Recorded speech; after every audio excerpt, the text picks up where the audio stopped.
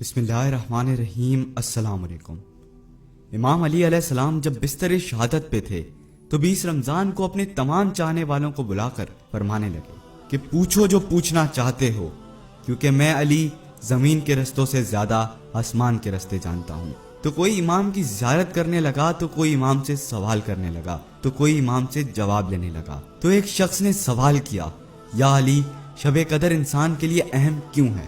بس یہ کہنا تھا تو امام علی علیہ السلام نے فرمایا، شب قدر آسمانوں کے فرشتے زمین پر آ جاتے ہیں اور ایک ایک گھر تک اللہ کا پیغام پہنچاتے ہیں کہ یہ وہ رات ہے جس میں ایک سجدہ ہزاروں سجدوں سے افضل ہے، ایک نیکی ہزاروں نیکیوں سے افضل ہے۔ اس رات کو مانگی ہوئی دعا اللہ کبھی رد نہیں کرتا۔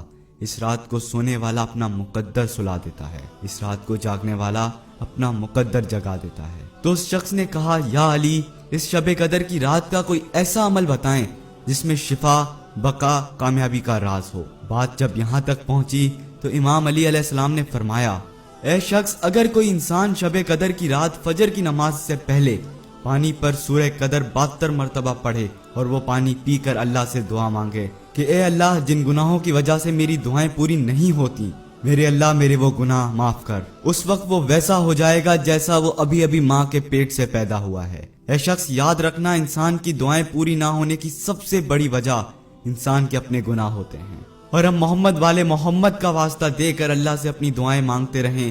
جو جو دعا سورج طلوع ہونے سے پہلے مانگ لے گا، چاہے اس کے نصیب میں ہو یا نہ ہو، وہ ساری دعائیں اس کے مقدر میں لکھ دی جائیں گی۔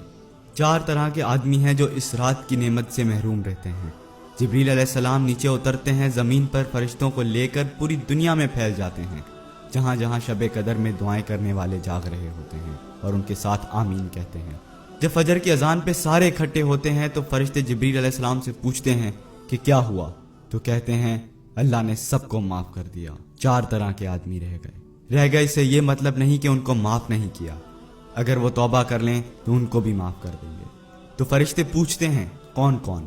تو کہا، ایک شراب پینے والا، مستقل شراب کا عادی، ایک ماں باپ کا نافرمان، تیسرا رشتہ داروں سے لڑائی جھگڑے کرنے والا، بات بات پر لڑنے والا، اور ایک دل میں کینہ رکھنے والا۔ کینہ کسے کہتے ہیں؟ کہ میں آپ سے نفرت بھی کرتا ہوں اور آپ کو نقصان بھی پہنچانا چاہتا ہوں اور اس کے لیے کوئی نہ کوئی رستہ نکال رہا ہوں، اس کو کینہ کہتے ہیں۔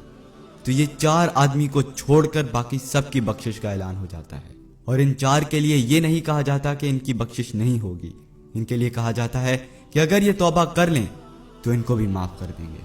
اس رات کو قیمتی بنائیں، اس رات کی قدر فرمائیں۔ اور پھر عید کی رات بھی بڑی قیمتی ہے۔ اس رات اللہ کا اعلان ہو رہا ہوتا ہے کہ جنہوں نے میرے خاطر بھوک برداشت کی، رات کو نماز پڑھی، میں نے سب کو معاف کر دیا۔ اللہ ہم سب کو رمضان کے آخری عشرے میں بھرپور عبادت نصیب فرمائے، آمین۔